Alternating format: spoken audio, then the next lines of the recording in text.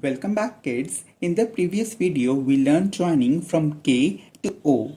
In this video we will learn joining from P to T. So let's start with P. Starting from here, move down, up, curve, then continuing the same, go back to the top, bottommost line, top, down like this. Now come on Q.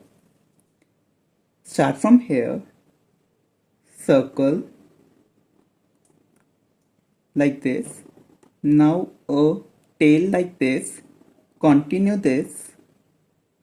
Move up, down like this.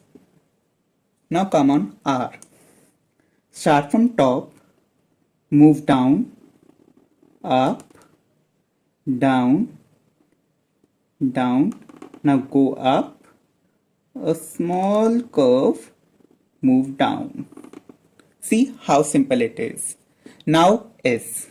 Start from the third line, move up like this, move down, go back, up, down like this. Now coming on to T. Start from here like this, similar to F, go back to top line, down like this. Hope you understood. Thank you and bye-bye.